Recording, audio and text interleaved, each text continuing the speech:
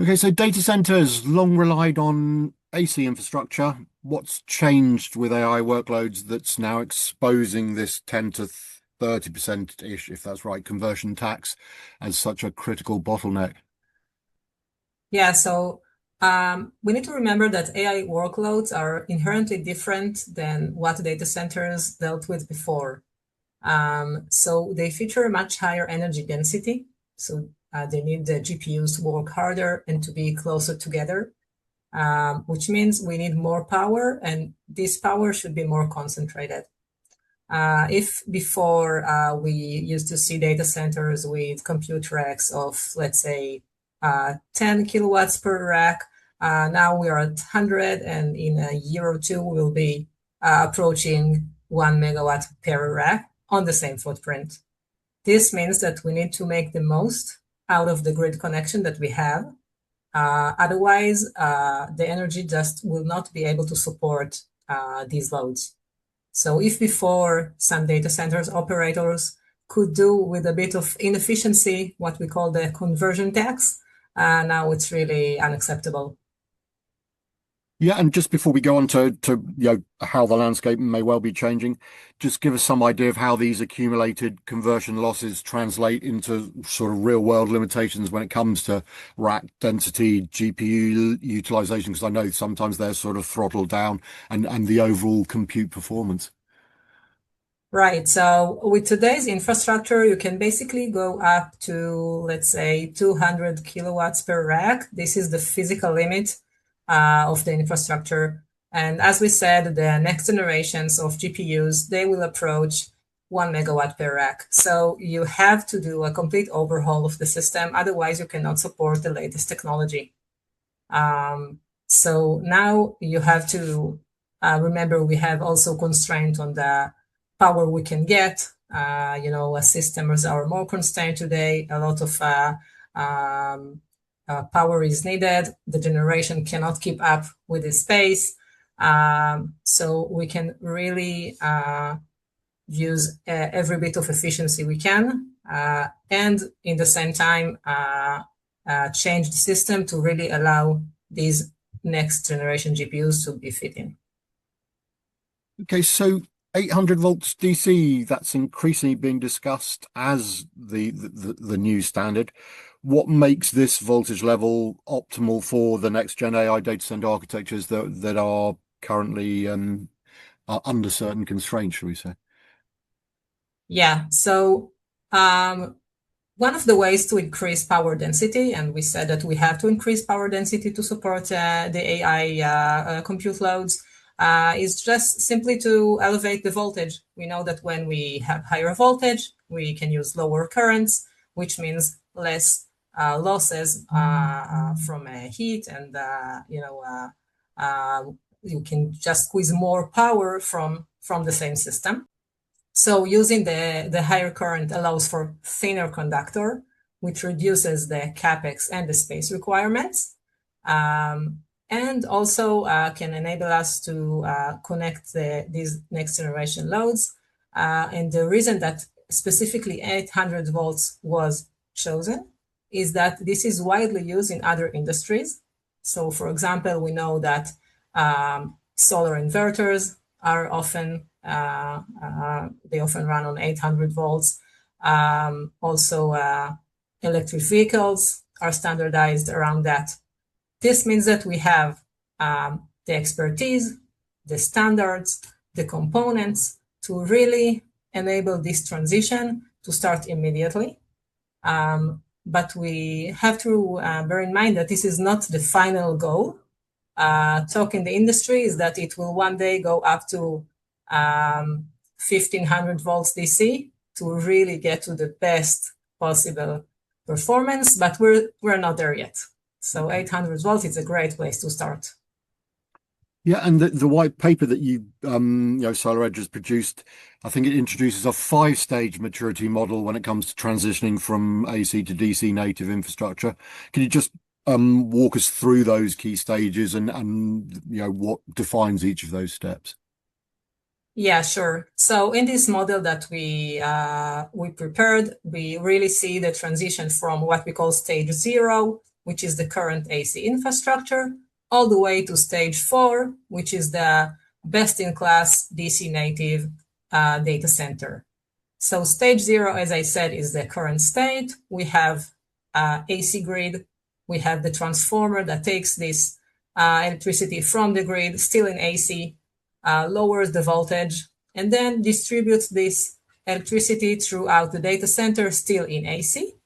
And data centers, they have to have UPS, uninterrupted power supply, which includes inside a battery. And batteries are inherently DC. This means that all of the power that flows through the data center is converted from AC to DC at the UPS, and then from DC to AC, and then flows again in AC all the way to the compute rack, which is also inherently in DC because microelectronics is DC.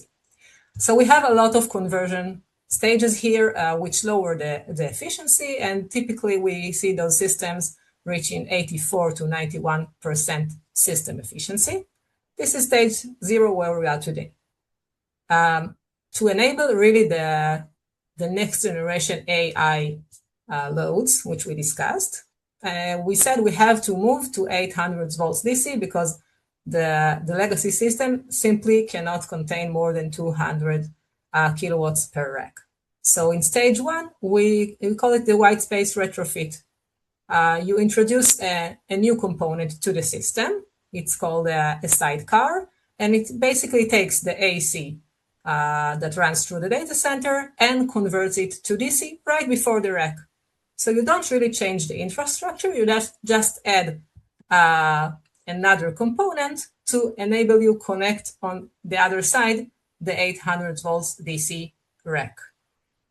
Then when you want to keep improving the efficiency, because this at stage 1, it allows you to go up in terms of compute, but it is not very advanced in terms of efficiency. So stage 2, we introduce a DC UPS into the system. So we eliminate these double conversions we discussed, increasing the efficiency to typically 91 to 96% overall. Much better, still not the best you could do.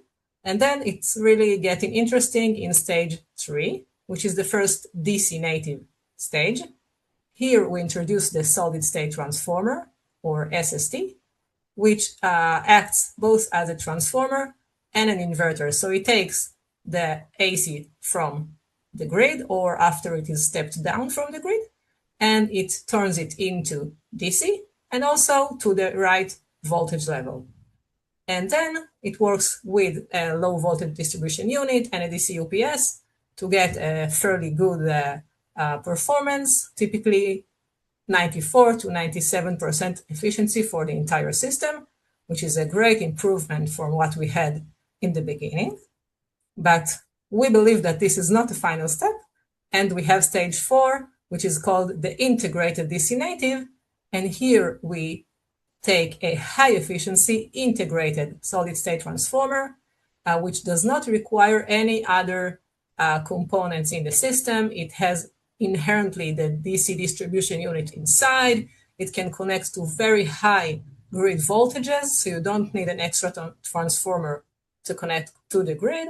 And here you can get to very high efficiencies of up to 89% for the whole system, with the SST having over 99% as for this single component.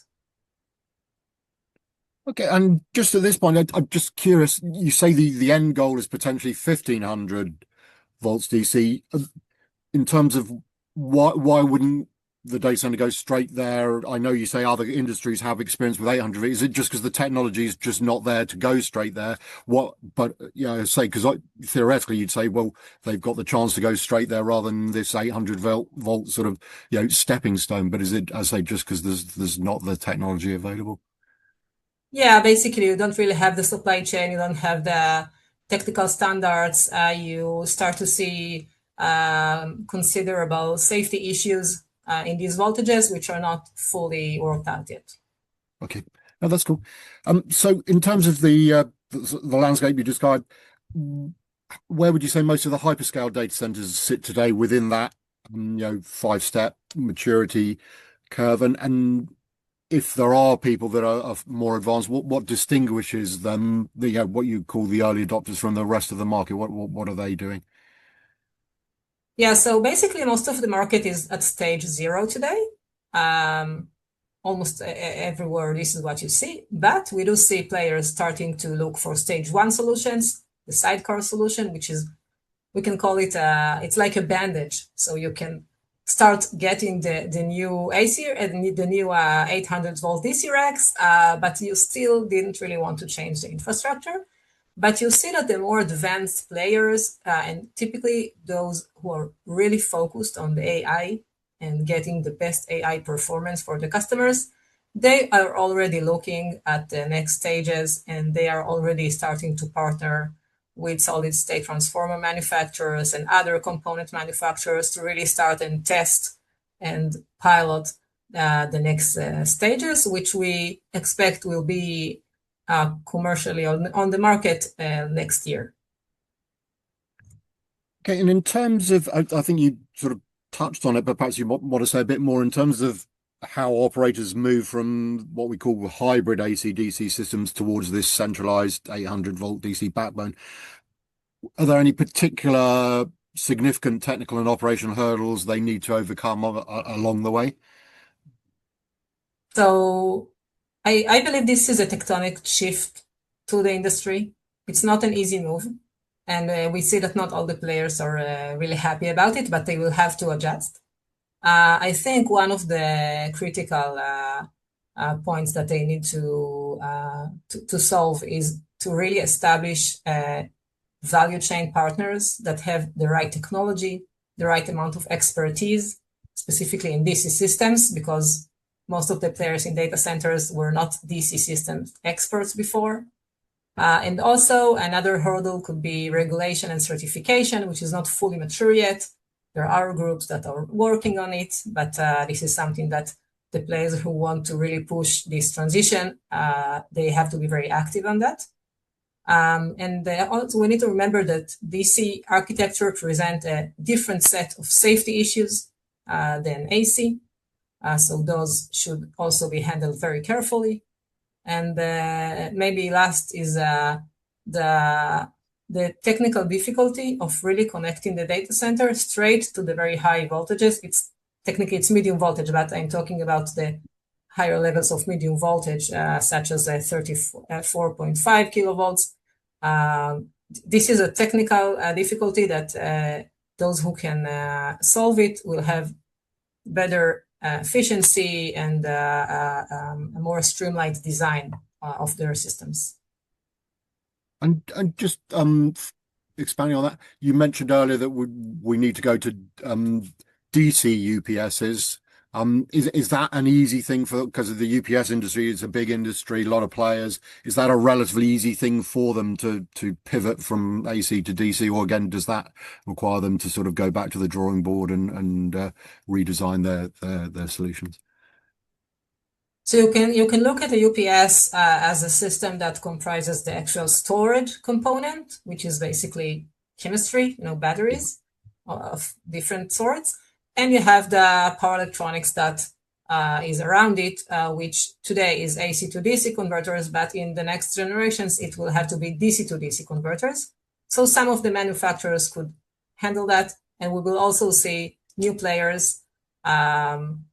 So you will start to see solutions of, for example, SSD plus the DC part of the UPS combined together to one system, which will enable a better flow and integration between the solution. And this is also what SolarEdge is working on.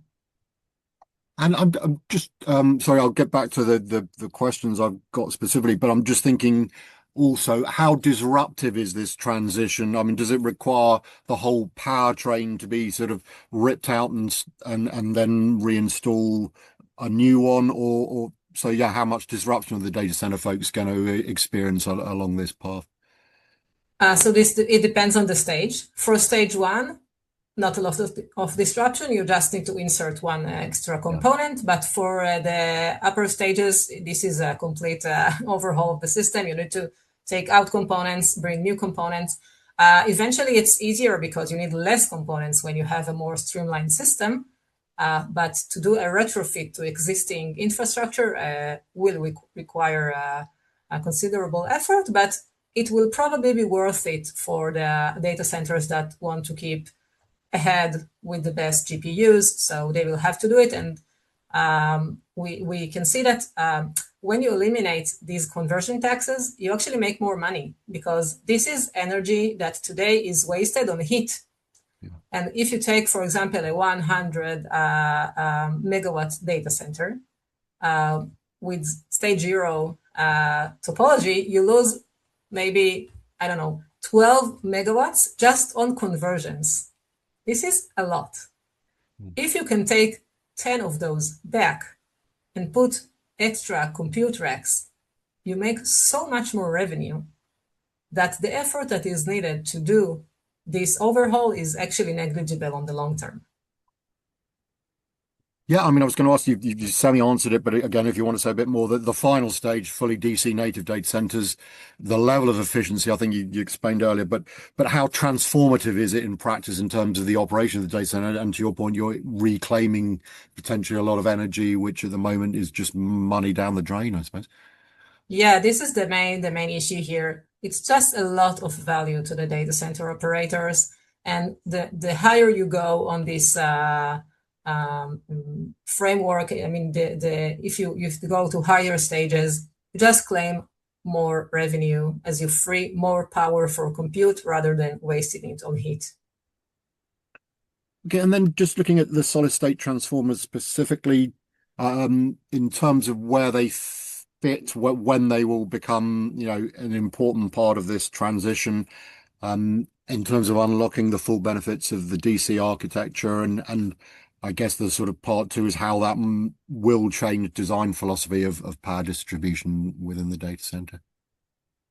Yeah, so as I mentioned before, we start seeing the SSTs in stage 3. This is the first truly DC native stage.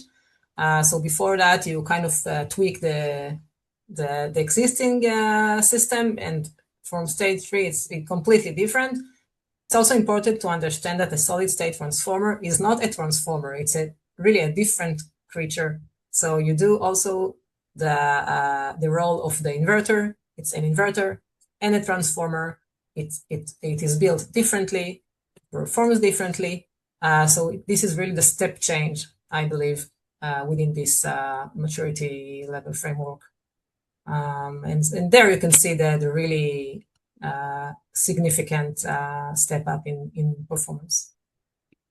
Okay, and I know that SolarEdge Technologies and Infineon Technologies, you're sort of working together to accelerate SST development. So, I mean, perhaps you can tell us where solid state transformers are in general, as well, how ready they are, and also whatever you can share as to the work that the two of you are doing in partnership.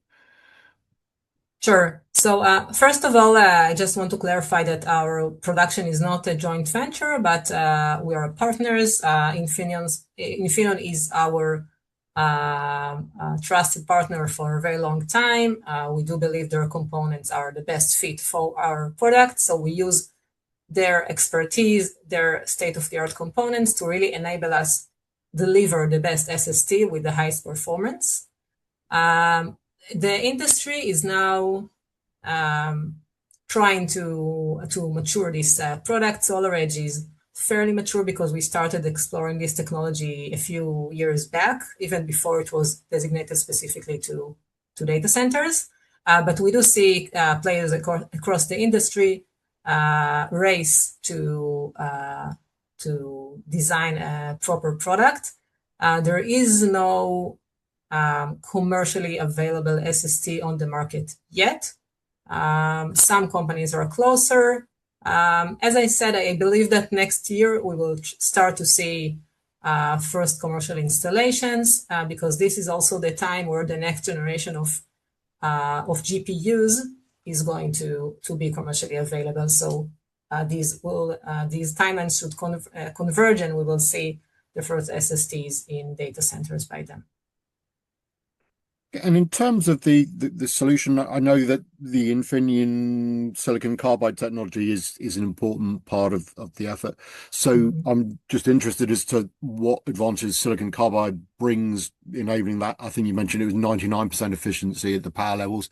And also, I mean, I know gallium nitride is people are excited about that. Is that a possible longer term solution? Just yeah, what you can share as to the materials side of things. Sure, yeah, this is very important, of course. So there are two main advantages for silicon carbide that makes it the best fit for the SST, at least the way we see it. So the first thing is that, as we discussed before, when you want to be very efficient, you need to go higher in the voltages. And the silicon carbide chips by Infineon are inherently very high voltage. So it's easy to get to the 800 volts and to even higher with a very good performance, which is, by the way, not the case for gallium nitride at the moment. So it's a great material, but typically not as good in higher voltages right now. Maybe it will change in the future. Um, and the second advantage of silicon carbide is that it has very low losses, both on the switching, I mean the change of state of the transistor, and less conduction losses. So it has lower resistance when the transistor is actually on. So this means we lose less energy during the operation of the system, which translates into higher efficiency. So the combination of inherently higher voltages and very high operating efficiency make the silicon carbide the best candidate for the SSD. Okay, and maybe just looking slightly ahead, your thoughts as to how you see modular, I think it would be, was it 2 to 5 megawatt SST building blocks reshape the design, scalability, sustainability? What impact do you think they will have on data centers? And I guess we're talking the sort of hyperscale end of the market. Yeah. So first of all, today's data centers, they use large centralized transformers, and the modular building blocks will allow much faster time to power. And you can build them, scale them up. You can mass produce the components. So today's transformers are typically designed for specific site, for a specific request, which makes it very expensive. And also, it takes a very long time. And we know that lead times for transformers nowadays are very, very high. So with modular units, you can actually mass produce the units and then design the actual system when the customer needs it. It can be very, very fast. So time to power is shortened, and this also translates to much higher revenue for the data center. Because if they need to wait a few months for the transformer, this is time they are wasting by not operating their data center. And another advantage of the design here is that when you have a distributed system, a modular system, it is inherently more resilient because you don't have a single point of failure. I look at it like the same as in the power sector, when you can have one very large thermal power plant, or you can have a lot of distributed solar. And if there is a problem with the central power plant, the whole city can be with no electricity. But if one solar panel fails, you don't really feel it. So it's kind of the same here. And also in our system, we have inherent redundancy, both in terms of the number of modular modules that we put, the 2 to 5 megawatt modules. And also inside each module, we have redundancy in the internal component. So if one component fails, the system will not fail. Yeah, and maybe just finally, I'm thinking clearly there's a lot of data center construction going on and will be into the future. Um, and people obviously want to future-proof as far as possible. I mean, if you're building a data center or plan to build a data center today, do you design it ready for SSTs and 800 volt DC? And by the time you've finished the construction, it'll all be ready? Or do you have to hedge your bets and sort of partly expect you're still going to be using AC to DC to AC, and then as far as you can be ready to go, DC native. Yeah, just how complicated, I suppose, is the question. Is it for someone thinking about building a data center now in terms of what they need to allow for in terms of the AC and DC options? So the most efficient way is just to design for the future. And if you design a data center that will be operational in 2 years, you should design it for the 800 volts configuration, because this is the GPUs that you will have, and you want to use them as efficiently as possible. If this is in the transition phase, you might use a stage one solution or a hybrid solution, stage two. But I think that as we go forward, we will see more and more designs that aim straight to the end goal. And promise this is the final. In terms of then the transition from 800 to 1500, is that a relatively seamless one? Because the technology that's relevant for 800 will also easily transition to 1500, or are we looking at another sort of rip and replace when 1500 volts becomes available and where everyone wants to be? So I think it will be much easier than the current transformation. Some of the components will be future ready. For example, we plan our solution to be future ready. And I think that some of the other electrical components will be too. You might need to replace some of the safety equipment or switching gear to be relevant for this new voltage. But I think that overall it will be less transformative than the transition to 800 volt AC from AC. Okay, and it's been brilliant to chat, and thank you so much for sharing some great insights into what is a fast-moving landscape, but obviously the direction of travel I think is obvious to folks. So Dafna, really appreciate the time you've given me. Thank you so much. Thank you. Thank you. It was a pleasure.